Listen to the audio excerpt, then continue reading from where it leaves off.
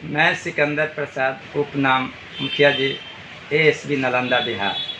मैं सभी भाइयों एवं बहनों को शुभकामना व्यक्त करते हैं तीज के अवसर पर कि आप लोग बहुत खुशीपूर्वक अपना घर, समाज, परिवार के साथ मिलजुल कर अपना त्यौहार मनाएं। मैं हरकत में आकर मुझे बहुत अफसोस आया कि कुछ लोग या एका दोका आदमी हैं जो ऑडियो बनाकर लोगों को क्रिटिसाइज करना या निंदा शिकायत करना, कुछ बातें करना शुरू कर दिए, जिसमें करीब करीब पूरे बिहार के सभी लोग शांत व्यक्त होकर अपना रिजल्ट की आशा लगाए हुए बैठे हुए हैं। पर ये बीएन भारती है जो बिल्कुल गलत काम कर रहे हैं। हमेशा किसी दूसरे मनोज वर्मा का क्रिटिसाइज करते हैं, उनके बारे में गलत बातें का प्रयोग करते हैं। ऐसा नहीं होना चाहिए। बीएन भारती हम नहीं जानते थे कि इतने मौगे की तरह आप ऑडियो बनाकर लोगों को भ्रमित करने में पड़े हुए हैं।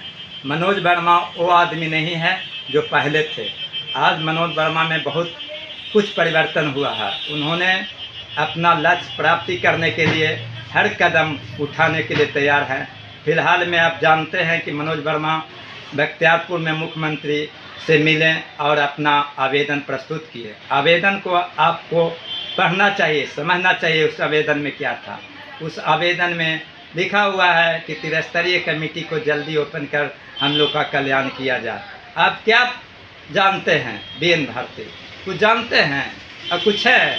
आप मौगे की तरह बात करते हैं और क्या बोलता है, मनोज वर्मा को क्रिटिसाइज करते हैं। ऐसा नहीं होना चाहिए। अगर ऐसा दोबारा होता तो आप एक ऑडियो देंगे, मनोज वर्मा के कम से कम हज़ारों की संख्या में आपको ऑडियो देकर अभद्र शब्द को बोला जा सकता है। लेकिन ऐसा करने से मैं खुद रोकता हूँ। मनोज वर्मा को अभी सारी बातों नहीं मालूम हुआ। अगर उसको मालूम हुआ तो कितना तकलीफ होगा।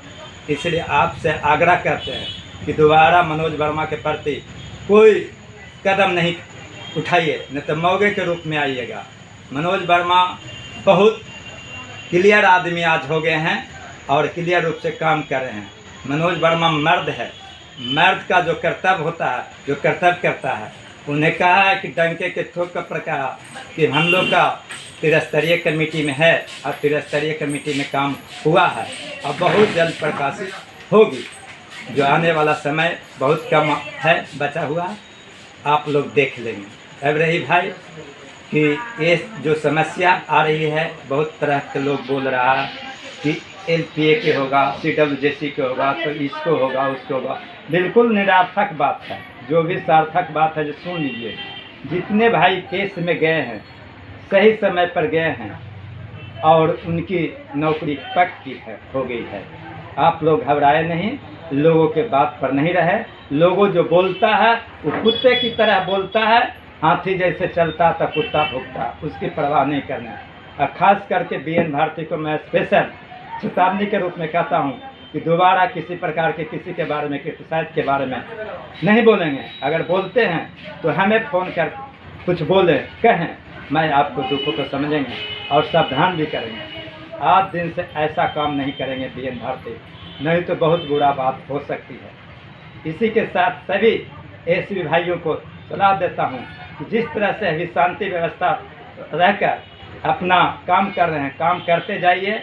आप लोग का आने समय है, बहुत खुशियाँ भरी बातें आ जाएगी। आप लोग इत्मीनान होकर एक सरकारी कर्मचारी के रूप में आएंगे। इसी के साथ मैं सभी भाइयों को धन्यवाद प्रकट करता हूँ।